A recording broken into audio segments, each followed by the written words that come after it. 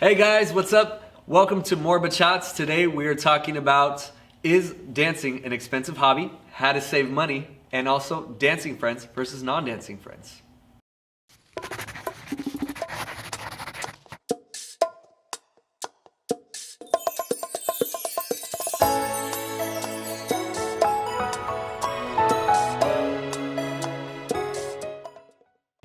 So guys, one question I'm sure comes up from a lot of people, especially who see the amount of traveling that we do. Is this an expensive hobby? Is Latin dance an expensive hobby? Yes. Short answer is in general, yes, but it doesn't have to be. Okay. There's always ways to get around it, but in order to really better yourself, I think if you want to take the classes from, like professionals or even location, if you want to go to the Bay Area, it's obviously more than it would be like in Sacramento or Davis area. Festivals are not cheap, but you can always volunteer, so there's ways around it, So personally, I think it can be expensive, but depending on what you're willing to sacrifice, it doesn't have to be. Okay. Jay Bear, what do you think about that, man? Like you were saying, there's always ways around it. There was one year that I did 12 festivals in a year. Oh my gosh. One per month. Oh. More or less, there was 1 month that I did two, but anyways. The way I did it was by volunteering, sharing rooms with people, like 6-7 people in one room, and do it as cheap as you can. You just have to make sure that you know what you're doing. But when you get into more performances and things like that, you start being part of a team, that gets to be more expensive because you have to buy the costumes, pay the fees. You have to pay for a full pass, not just night dancing passes. So it can add up. It's an expensive hobby, yes it is. Is it worth it? Definitely. What about you, Rami? I mean, I know right now you're pretty much located in Southern California, which is a huge hub for Latin dancing. I mean, for you, given that you have a lot of availability for places, is it an expensive hobby for you? No, not really. To get to places, everyone's always down to carpool. So like, your travel expenses is pretty cheap, and you pretty much just pay the door fee, which is around $10 or $15. And if you go twice or 3 times a night, that's only less than $50. And then every now and then, if you don't go to festivals like this guy, like 12, I had to do it 1 year. like you go maybe 2 or 3 in 1 year. That's maybe $600, and then room, which if you share it again, it's even cheaper. So I think if you go local, just the clubs, it'll be cheaper for you. Okay. And John, since you're definitely like now at the Everywhere. Everywhere pretty much, but catching the later of this. I mean, what's been your experience? Like, do you feel that Latin dancing is an expensive hobby? I mean, just in comparison to some of the other things you've done previously before. Right.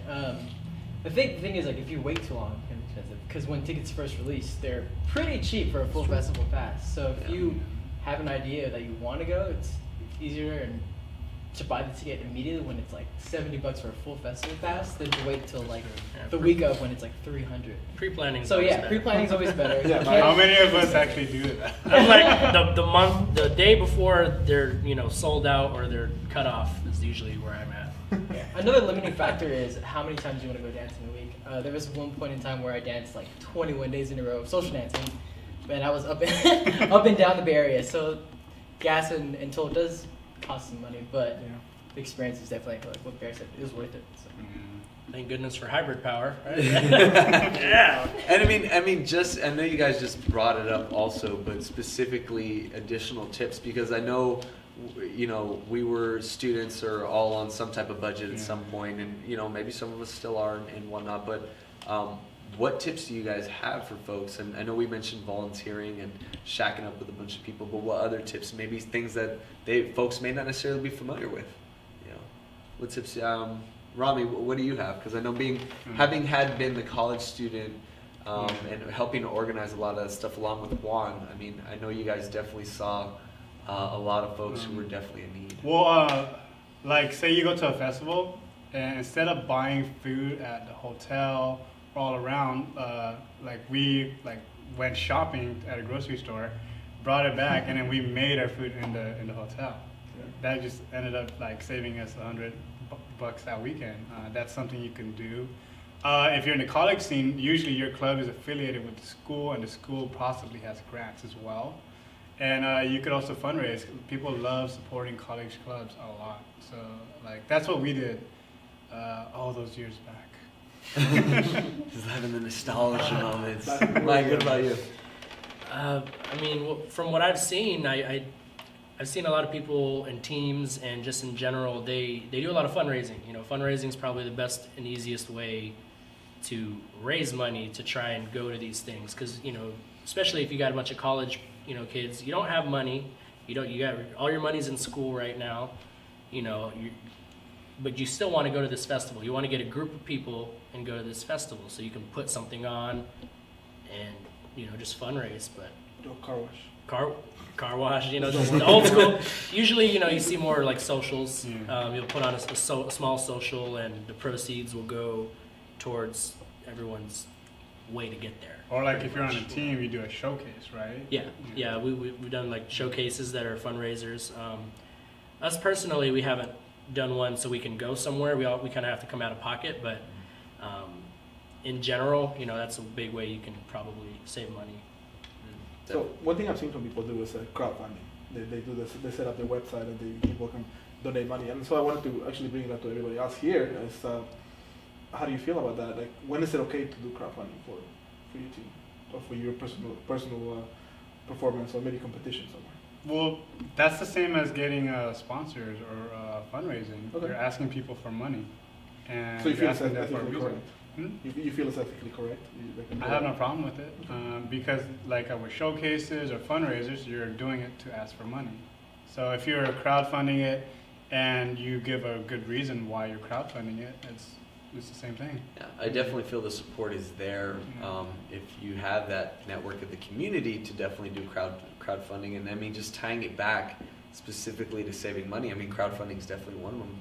But John, now that you're again gaining your traction and experiencing all these things, and if I'm not mistaken, you'll be in Canada soon. I don't know when Next this week. video will be posted. Yeah. Canada. You'll be in Canada. Yes. But how are you managing? You know, just like what are some ways or some tips that you have for folks at home, like to save some money as you kind of embark on these trips? Well, maybe like the big thing is saying is pre-plan it. So like when I bought my ticket for Vancouver, it's pretty cheap, and I've been tracking flights, so I always buy it at the lowest point. I think definitely, and I mean, it really depends. I feel like in what you want to sacrifice when you go to these events. I think, you know, as a student, saving money was the biggest thing because you have other expenses. You have to, you know, pay for food when you do get home from a festival, flush out all the, you know, things you took, alcohol, whatever the heck it is at festivals and things like that. But I think, I mean, just speaking now, just being in the other side, the professional side of just, you know, having an income and whatnot, you know, you decide, you know, I don't want to drive, you know, 9 hours to some event or Exactly. whatever it is, so you I'd choose rather to fly. fly. Yeah. You got the option of flying or not Yeah. sharing a room with a bunch of people and things like that, you know. I feel especially- that. It's fine. I don't know. I like my privacy. That's just me. Can't use the restroom. No. That's why you go Put the- downstairs. put the shower Yeah, on. you gotta go downstairs. So here's another tip. That's something we just started doing for LA is getting an Airbnb. Sometimes it could be cheaper than the hotel. Oh, yeah. Sometimes. Yeah.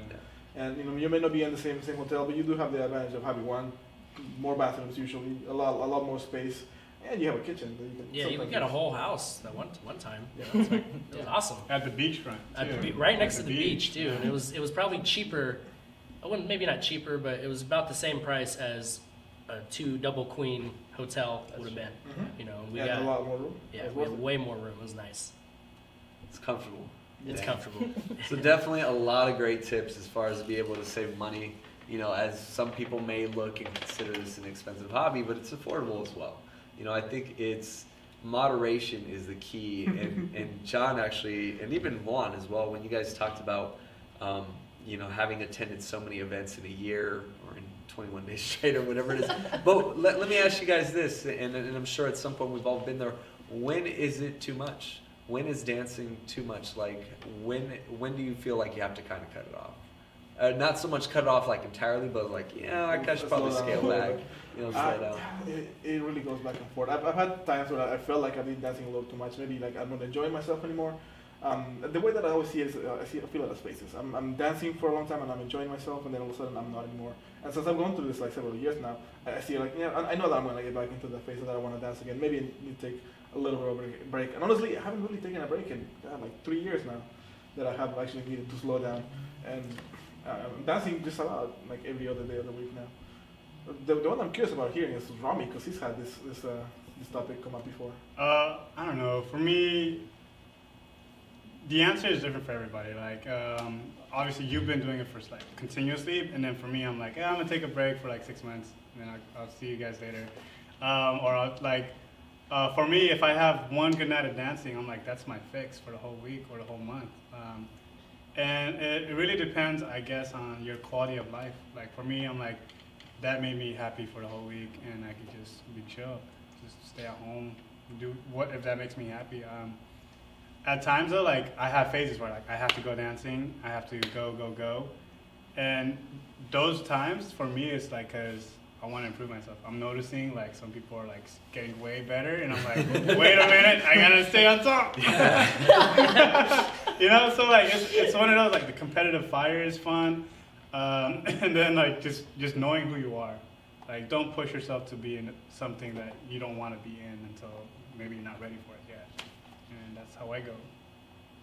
Yeah, I think it's however much you want to put into it, pretty much. I mean, when it's too much, I feel is when it starts affecting your work life, when it starts affecting your relationships with people, relationships in general. You know, if you don't see your family that often, if you have the opportunity, you know, you want to see your family if they're close.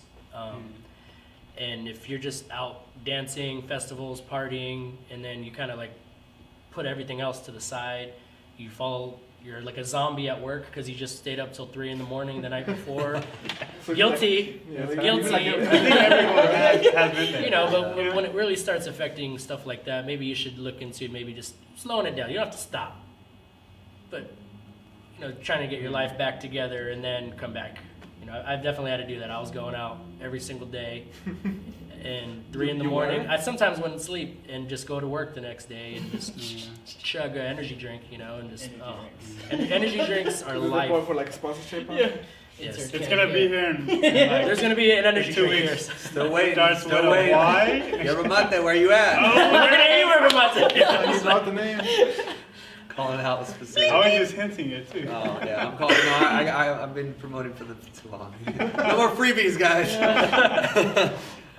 So I mean, John, like 21 days straight. I mean, I'm sure you know to some capacity that's got to do something to you, man. Like, what exactly? Like, at what point of the 21 days you're like, I should probably cut back? My gauge was just my body. I was just so fatigued that I was like, all right, I should probably chill out. And For I like took, 2 weeks straight. yeah, I took some time off, maybe like a week off. But I mean, it's something I love, and it's something that keeps me driven, and I want to get better in it. So I There you go. myself out there. So. Definitely. And I mean, I can echo a lot of what you guys said. I feel Rami when, you know, he specifically mentions, like, you see people and, you know, they're just improving so quickly and you're sitting there like, damn, how did that happen? You know? Like I only missed a week. Yeah. And I mean, I think for me specifically, like, I don't get it as much anymore, like just the piece of missing dancing because I'm in it, but again, from the back end. But I can honestly say there's times when I'm listening to music, like really good music that's either just been recently released or stuff that I used to listen to, and I'm hearing it and I'm just like, yo, I need to dance right now. Like, oh, this break, bam, I can hit this, you know, this is it. Where's my partner at? And I feel for me, that's the moments where I feel like I need to come back and I need to get into it. And other than that, I'm just kind of like, just being around it, listening to it, for me does it. And, you know, it's always good seeing your friends and stuff. So, Oh, yeah. yeah. That's the best part too, is the fact that I've made so many friends in the dance community. I'm actually going out to hang out with my friends more than just to go out dancing. You know, I think that's another awesome part. So. And I mean, just looking at that, and specifically the sets of friends, because I know this has been a topic that's been brought up in my life in particular, about my friends' dynamics with each other, specifically my dancing friends and non-dance friends, you know? Yeah. The sense of not dancing friends? Yeah, what? People don't dance? You hang out with non-dancers? How does that How work? could you? What? So, I mean, for Mike, because, you know, you from what I see on your Snapchat, you go out a lot, and you definitely attend non-Latin dance events. Yes. Or you hang out with I would assume they're non-dancers, Mhm. right? Not Yeah, a to lot of them are. classify them. Yeah. So, but yeah, so how is that dynamic? Like, what do you feel that there's a difference, or do you act a certain way in front of your dance friends and non-dancers? I mean, of course, every group of friends, have their own way. It's not like you act different in front of them, but it's just your relationship with them is different. So how you all act together is different. So like when I'm with my dance friends, the things we talk about, things we joke about is obviously different than people that are not dancers. So it's just, I don't know, the conversations are always different, but I stay the same. I'm me. I am a dancer. They know I'm a dancer, and that's a big part of my life. Mm-hmm. And they're really supportive of that. And I support them in whatever they want to do, because I have friends that, they're really great artists, and they're really great, they sing or they do something else of their own. And, I support them any way I can. So I'm just glad we have friends that, they support you no matter what. Yeah. That's the best part. Definitely. And John, I mean, for you, I mean, I look at you, and I specifically, and I'm very curious about this question, because we have definitely have a lot of these conversations off camera, like quite a bit, and I definitely know and saw a lot of and you brought your non-dance friends out. Like, how was that experience for them when they see like how hyped you get about dancing, and then specifically, their response to it? Right. I mean, people know me. They know I love dance. So even the times when I'm with non-dancers, I'm just dancing by myself. So I mean, I feel odd sometimes, but they accept me for who I am. So it's kind of how it is. But I do try to help my non-dance friends, like with basics at least, when I'm taking them out. Give them a little shortcut guide. But, yeah, some of them like it, and they've stuck in the scene, and some of them didn't really like it and moved on. But it's just kind of the cycle of dancing, I think. Okay. And then Juan, what about you, man? Man, it's been a while, but I brought some friends, non-dancing friends in the dancing scene. I brought some coworkers into the dancing scene. Some of them stuck around and decided that, hey, this is fun, let's do it again. Some of them didn't enjoy this one, so I said, I decided not to do it anymore. It's just how it is. Everybody has their own preferences, their own likes and dislikes. But ultimately, I think the last time I brought somebody that was a non-dancer into dancing scene, it was actually for school. It was we were doing I was in this class called Perspectives on Leisure. Recreation, my degree.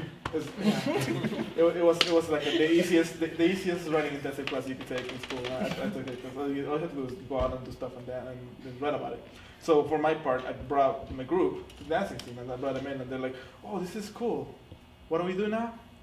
Where's the bar?" I'm like, okay, you drink, I'll go dance. Yeah. You can't convince everybody to do your world, and unfortunately, some of those things actually divide you from your other friends. You being so committed to the dancing scene, the dancing world, can cause issues in friendships and relationships at the same time. So it's a drawback, but it happens. Yeah, I just had a party actually a couple months ago for like a Christmas party, and I decided to merge the groups.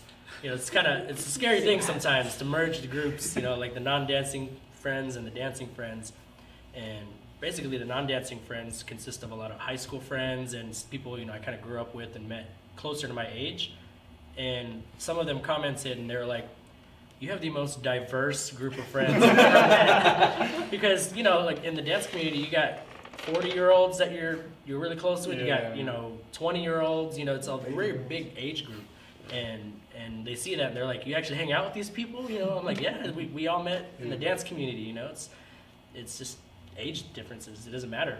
If you're a non-dancing friend, whenever you introduce me to your other friends, you're like, "This is the salsa bachata dancer," and then everyone's like, "Oh, really? Can you show us?" And you're like, "Okay," and then you're like, "That's so cool. I want to learn." And then you're like, "Here, let's dance." And they're like, "Oh." Every time, like if I'm with my dancer friends, and then I meet up with non-dancer friends, it's like we have to do a demonstration. It's one of those. Yeah. It's like, really prove it, Yeah. Oh, man, you guys could dip? What? Ooh, you're so close to each other, right? But at the same time, my non-dancer friends, they already know, like, if they're near me, I'm gonna keep saying, like, anytime dance comes up, I'm like, "You should do it. You should go." So like I just constantly nag them to go dancing. So I guess they get me back by making me dance in front of them. Makes sense. Like, I don't know, it's weird. I've never actually combined them. So whatever you try. It was interesting. I'll say that. I'll probably stick to Yeah. keeping my dance friends, and I don't I know. thought that was a fun party. It was, yeah, no, it was. It's just, I don't know. I'll probably keep doing it anyway. Yeah. Like, I'm just like, party at my house, just come through. It's got booze. Yeah, we got booze. I think for a lot of folks, and it's funny you guys bring that up, and especially parties and stuff, I think family parties are notorious for that, specifically having them call you out and say, go dance, do something. I think it's interesting for me, it's just focusing on that piece before I talk about the friends, because my family hypes me up, and my brother's up, being like these artists and dancers, and that my family members have this expectation of like Dancing with the Stars, which obviously we all know we're not doing any of that stuff. So it's always interesting to see those dynamics, and of course that gets around to other people. So it turns into like, teach us, and you try to dance, and it's like, oh no, you're too good, you're too good. It's like you're barely doing a basic, But getting back on the topic of friends, I mean, I think it's really interesting to see the two groups interact with each other, and especially I'm gonna be honest. The one thing that kind of irks me sometimes about dance friends is that all they want to do is dance, and there's nothing wrong with that. But come on, dude, you have to really gauge the audience and the environment where you're in. Like I remember distinctly, we threw a party not too long ago, and we had a group of dancers who showed up probably like 2:00 in the morning after we had been there since 6. We had done all of our dancing, and at that point, we're just playing cards and drinking and chilling. And these folks showed up after they were dancing the entire day, and they got upset at us. They're like, "Where's the music? Why aren't we dancing?" It's like, dude, it's 2:00 in the morning. Like we're done. We've been dancing for a while too. It's like we want to keep dancing, and it's always interesting to see those dynamics. And there's nothing wrong with wanting to dance for so long, but at the same time, it's always interesting to see those two dynamics, because non-dancers looking at them like, what the fuck? Let's just play cards. Let's chill, let's drink. And the dancers like, what is this? This is whack. There's no music playing, or there was music, but it's like it's not danceable. Danceable music. So it's a trip. It's a trip for sure. It's definitely a good idea to bring your dancing friends and do something other than dancing sometimes. Go hiking. Go hiking. And it ends up becoming a dance hike, though. Yeah, you dance there a little bit, but it's not about the dance. It's about the experience of other friends. I'd throw them on a raft and be done with it. You can't move or do too much of anything.